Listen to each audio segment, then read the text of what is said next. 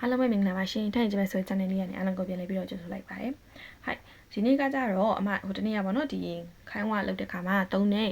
ဒီအနောက်ကဟာလေးတွေဆိုပြီးတော့ပြပြပြီးသွားတယ်။ခိုင်းကိုကျင်းတော့တာမယ်နော်ဆိုတဲ့စာအုပ်ထဲဟာလေးပေါ့နော်။အဲ့ဒါကိုဒီနေ့မှာကြတော့ကြံနေတဲ့အပိုင်းလေးကိုဆက်ပြီးပြပြပေးသွားပါမယ်။9 nani not chicken test 9 nani အချိန်ဖြစ်ပါတယ်။အဲ့ဒီ9 nani not ရဲ့အချိန်မှာနောက်တစ်ခုခုလိုက်ကြမယ်ပေါ့နော်။ဥပမာဆိုလို့ရှိရင်Oshokuji no chicken test ထမင်းစားဖို့အချိန်ဖြစ်ပါတယ်ထမင်းစားအချိန်ဖြစ်ပါတယ် Ocha no chicken test Ocha တောက်ဖို့အချိန်ဖြစ်ပါတယ် Rehabiliti no chicken test Rehabiliti လုပ်ရမယ့်အချိန်ဖြစ်ပါတယ် Mosuku Choshoku တဲ့အမကြခင်မှာပဲ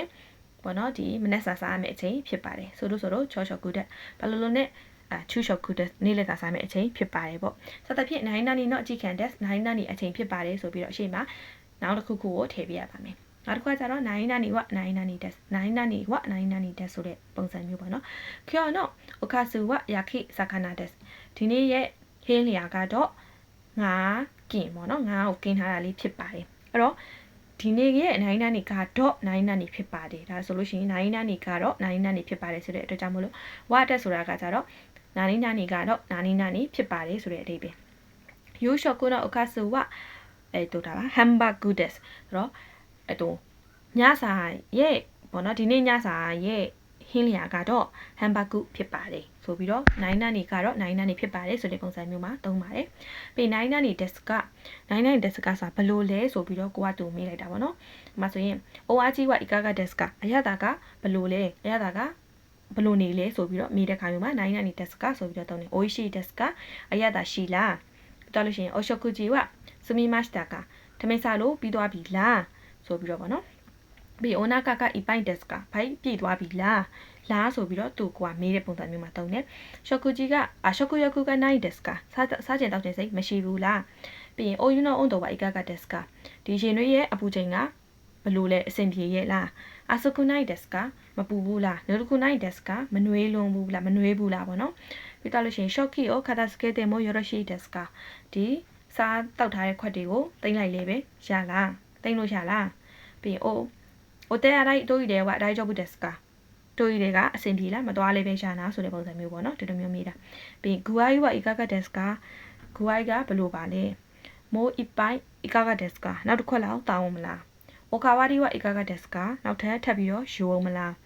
ပြီးရင်寒くないですかမအေးဘူးလား暑くないですかမပူဘူးလားဆိုပြီးတော့လားဆိုတဲ့ပုံစံမျိုးနဲ့မိတဲ့ခါမှာသုံးတာပေါ့နော်ဒီခိုင်းဝါလေးတွေအကုန်လုံးကလေတကယ်ကိုနေ့စဉ်စကားပြောမှာသုံးရတယ်နော်ဒါကြောင့်မို့လို့တကယ်ကိုအရေးပါဖြစ်တဲ့တခြားမလို့မင်းနဲ့ဆန်တို့ဘယ်လိုပြောမလဲဖတ်ထားပါတော့နေ့စဉ်ခုလိုမျိုးတကူးတကကြီးကြက်ယူစရာမလိုဘူးပုံမှန်လေးပဲနေ့စဉ်ဖတ်သွားလို့ရှိရင်တော်တော်လေးအသုံးဝင်ပါတယ်နောက်တစ်ခါကျ destiny တဲ့ဥဒကတူတဲ့မိုချောစု destiny ဒေနော်ဆိုပြီးတော့ဘယ်လိုပြောမလဲကိုကသူ့ကိုတခုခုပြောပြတာပေါ့နော်အဲဆိုလို့ရှိရင်တချင်းကဘယ်လိုပြောမလဲတချင်းဆိုတာကအရန်ကိုတော်တယ်နော်ဒီလိုမျိုးပေါ့နော်ပြီးတိုင်းလို့ရှိခတ်တဲ့ destiny ပြောခဲ့ရတယ်နော်ဆိုတဲ့ပုံစံမျိုးမှာ destiny ကိုသုံးတာပေါ့နော်ပြီးရင်9နာနေပြီးတော့ဒီမှာ question mark လေးဆိုတာတော့ question mark ဆိုတဲ့ကမေကုန်းပဲပေါ့နော်ဒိုနာဆိုင်မတ်တာကဘာဖြစ်တာလဲယခုနေမှုတဲ့မတ်တာကကောင်းကောင်းအိပ်ပျော်ပါရဲ့လားပြီးရင်နေမှုတဲ့မဆန်ကမအိပ်ချင်ဘူးလားနာနီယောနော်မီမတ်ကဘာတောက်မလဲဤတိုက်တခိုးတော့ပါဒီမတ်ကနားတဲ့နေရာတွေရှိလားဆိုပြီးတော့ question mark ဆိုတာတော့မေကုန်းမှာသုံးတယ်ဆိုတော့ဟိုကတဲ့တခြားပေါ့နော်ဘယ်လိုဟာမျိုးလေးရှိသေးလဲဆိုတော့ skoshi asui no de kioske de kudasai ne နည်းနည်းပူတာဖြစ်တဲ့ကြောင့်မလို့သတိထားပါနော်အဲ့လိုရှိရင်တန်ဆာကားတို့နော်တဲ့ kioske de kudasai ne ဒန်ဆာဆိုတာဒီလှေကားရဲ့ပေါ့နော်အဆင့်ပေါ့နော်အဲ့တော့လှေကားအဆင့်နေပါရှိတာဖြစ်တဲ့ကြောင့်မလို့သတိထားပါနော် yukuri de daijobu desu yukuri de daijobu desu ရောဖြည်းဖြည်းလေးပဲလုပ်လဲရပါတယ်အဆင်ပြေတယ်ဖြည်းဖြည်းပဲလုပ်အဆင်ပြေတယ်နာနီကအတာရာ ite kudasai ite kudasai တခုခုဖြစ်လာရဆိုလို့ရှိရင်ပြောပါနော်စုကုနိဂါဂိုင်းမဆန်နေကျင်းလာခဲ့ပါမယ်စသဖြင့်ပေါ့နော်ဒီလိုမျိုးတခြားတော့ခိုင်းဝလေးတွေလည်းသုံးလို့ရပါတယ်တဲ့ဟိုက်ဒီဟာကကြတော့ step food တို့ရှင်တော့ခိုင်းဝဆိုတာကကြတော့ကိုယ့်ရဲ့ဒီအထက်လူကြီးတွေပြီးတော့လို့ရှိရင်လောက်ဖို့ကိုင်ဘက်တွေကြားထဲမှာပြောတဲ့စကားပြောလေးပေါ့နော်အဲ့ဒါကြတော့9နာနီကိုရှိမတ်ovary master ဒါဆိုရင်ဖတ်ကြည့်ကြမယ်ကျော်ဝရခင်နာနော်တဲ့အားစားမတွေရှိကိုတော့ရှိမတ်ဒီနေ့ကတော့ညာဆိုင်ဖြစ်တဲ့ကြောင့်မလို့မနေ့အထိအလုပ်ကိုလုပ်ပါမယ်တဲ့တိုးရီတဲ့ယူရိုကိုရှိမတ်တိုးရီတွေကိုဖိုးပါတွေကိုယူရိုလုပ်ပေးမယ်ဤတဲ့ပါတော့စန်ဂျောကိုရှိမတ်ဒါဆိုရင်ဤတဲ့ပါတွေကိုစေးတဲ့ဟာကိုလုပ်မယ်အိုမုစခိုကန်ကိုရှိမတ်အိုမုစလဲတာကိုလုပ်ပါမယ် နိုင်နာနေကိုရှိမှဆိုတော့နိုင်နာနေကိုလုံမယ်ဆိုတဲ့ဟာမျိုးပေါ့နော်ပြီးတော့လို့ရှိရင်ကျတော့နယူးယောက်ကုနော်ဂျွန်ဘီကိုရှိမှအိုဟူတို့ဝင်ဖို့အတွက်ကြောင့်ဝင်ဖို့အတွက်ဒီပြင်ဆင်တာတွေကိုငါလုံမယ်နယူးယောက်ကဒက်ခိနိုင်တော့တဲ့ဆေးရှိကီကိုရှိမှအိုဟူတို့ကသူကမဝင်နိုင်တဲ့ဖြစ်တဲ့ကြောင့်မို့လို့ရေဘက်တိုက်တာကိုလုံမယ်အိုချာနော်ယော်ယိုရှိမှဒီအိုချာနဲ့ပတ်သက်တဲ့ဟာတွေကိုလုံမယ်ပြီးတော့လို့ရှိရင်ကျတော့ recordation နော်ဂျွန်ဘီကိုရှိမှဒီဖိုးပါတွေ recordation လုပ်ဖို့အတွက်ပြင်ဆင်တာတွေကိုလုံမယ် recordation နော်ခါသာစုကဲကိုရှိမှ recordation လုပ်ပြီးသွားပြီပေါ့နော်ဒါကြောင့်မလို့တင်စီတာတွေကိုလုံမယ်ရှော့ကူတိုရဲ့ also တဲ့ရှိမှရှော့ကူတိုကိုဖိုးပါတွေကိုအတူတူခေါ်ဆောင်သွားမယ်တပါးတွေခေါ်ဆောင်သွားမယ်ပြီးအီကြောခိုင်းကြောကိုအခုနိုင်မှဒီဖိုးပါတွေကိုအရာနဲ့ကတင်ရနဲ့အရာခုတမိုင်းစုကနေထိုင်ကုန်စသဖြင့်ပေါ့နော်တနေရာနဲ့တနေရာကိုပြောင်းမိတဲ့ဟာမျိုးတွေကိုလုပ်ပါမယ်တဲ့はいနောက်တစ်ခုကကြတော့ရှိတက်ခိမဆိုတဲ့အဓိပ္ပာယ်ပေါ့နော်ဒါကြဂျွန်ကိုင်းဆိုတာကြတော့ဒီညဘက်မှာဖိုးဖားတွေကိုလှည့်ပတ်ပြီးတော့ကြည့်ရှုရတာပြောတာဂျွန်ရှိတက်ခိမဒါဆိုလို့ရှိရင်ရှိတက်ခိမဆိုတာလှုပ်ပြီးတော့လာမယ်ဆိုတဲ့ပုံစံမျိုးပေါ့နော်ငါအဲ့ဒါကိုသွားလှုပ်မယ်ပြီးငါပြန်လာမယ်ဒီလိုပုံစံမျိုးဒါဆိုရင်ဖိုးဖားတွေကိုငါညဘက်မှာဒီလိုမျိုးပတ်ကြည့်တာကိုလှုပ်ပြီးတော့ပြန်လာမယ်ဟိုခိုခီယောမိုတက်ခိမအဲ့ဆိုရင်လက်လျှောက်ကရိယာကိုငါယူပြီးတော့လာမယ်အိုတေယာရာယီနီအီတက်ခိမအဲ့ဆိုလို့ရှိရင်အိမ်သာသွားပြီးရင်ပြန်လာခဲ့မယ်နော်မိုတိုဒီမရှိတာပြန်လာပြီဆိုလို့ရှိရင်လည်းပြန်ရောက်ပါပြီစသဖြင့်ဒီလိုပြောပြရမယ်ပေါ့နော်ပြီးနိုင်နာနေဝနိုင်နာနေတက်စကာခိုနိုရှော့ကူဂျီဝခီဆာမီရှော့ကူတက်စကာဒီရှော့ကူဂျီကပေါ့နော်ခီဆာမီဆိုတဲ့ဒီဘယ်လိုပြောမလဲပုံမှန်ထက်နည်းနည်းလေးပိုင်းထားတဲ့ဟာပေါ့နော်အဲ့ဒါလားတဲ့ပုံမှန်စားရဆိုလို့ရှိရင်အမတို့ကကြတော့ဂျောလို့ပဲပြောပါတော့ဂျောရှော့ကူဆိုရင်ဒါပုံမှန်ပဲအမတို့ပုံမှန်လူတွေစားသလိုအတုံးအနေထားပေါ့အဲ့ထောင်မှာနည်းနည်းသေးထားတာပေါ့နော်အဲ့ဒါဆိုလို့ရှိရင်ခီစားမီလို့ခေါ်တယ်အဲ့ဒါကိုပြောတာအိုချာက ikusudeska အိုချာကဘယ်နှခွက်ပါလဲ skies တဲ့ဖူတော့ဝါတော့ကို deska တခါသုံးလက်အိတ်ကဘယ်မှာပါလဲ skies တဲ့ဆိုတာသုံးလိုက်တယ်ပြီးရင်လှုပ်ပလိုက်တယ်ဆိုတော့တခါသုံးလက်အိတ်ကိုပြောတာတခါသုံးလက်အိတ်ကဘယ်မှာပါလဲတဲ့ပြီးတော့လို့ရှိရင် ashta နော်ခင်းမူက nikite yoi deska မနေ့ပြန်အဆိုင်ကဒီပေါ့နော်နီခင်းနဲ့အစင်ပြေလာတဲ့နီခင်းဆိုတာကြတော့ပုံမှန်ရုံးသမားတွေလို့ပေါ့နော်မနေ့8ခွဲကနေညနေ9နာရီ15လောက်ထင်တယ်အဲ့လောက်ပေါ့နော်ဒါကိုနီခင်းလို့ခေါ်ရင်တိုင်းပေါ့တို့ကြတော့9နာရီကနေ6နာရီထိလည်းရှိတယ်ပြောမယ်ဆိုရင်ကွာရုံးတက်တယ်လို့မျိုးအဆိုင်ကနီခင်းလို့ခေါ်တယ်ဒါကြောင့်မလို့မနေ့ပြန်အဆိုင်ကနီခင်းနဲ့အစင်ပြေလာတဲ့ပြင်မာစတာဆိုတာကြတော့မတော့အတိတ်ဖောင်မှာတုံးတာပေါ့နော်ပြီးခဲ့ပြီပြင်ကြတော့ခါမီအိုမိုဆုကနာဒီမာစတာဒါဆိုလို့ရှိရင်ခါမီအိုမိုဆုဆိုတာအိုမိုဆုကိုပဲပြောတာအဲ့ဒါကတဲ့နာကူနာနီမာစတာမရှိတော့ဘူးကုန်သွားပါပြီတဲ့အဲ့လို့ရှိရင်ဆန်းဆိုင်ကနာကူနာနီမာစတာဆက်ပြာကမရှိတော့ဘူးကုန်သွားပြီပြီးတိုးရီလေတို့ပေးပါကနာကူနာနီမာစတာတိုးရီလေတို့ပေးပါမရှိတော့ဘူးကုန်သွားပါပြီအခုစုတီယိုနွန်တဲ့အီတာတာခင်မာစတာခုစုတီတောက်တာကိုလက်ခံရရှိပြီးပါပြီပြောမယ်ဆိုရင်အဲ့ဒီအဖိုးကြီးအဖွားကြီးပေါ့နော်ခုစုတီတောက်ပြီးပါပြီဆိုတဲ့အဓိပ္ပာယ်နိုင်နေဝခါကြလို့ရှိရင်ကနိုင်နေတက်ဆိုတာအခုစုတီဝမာရတက်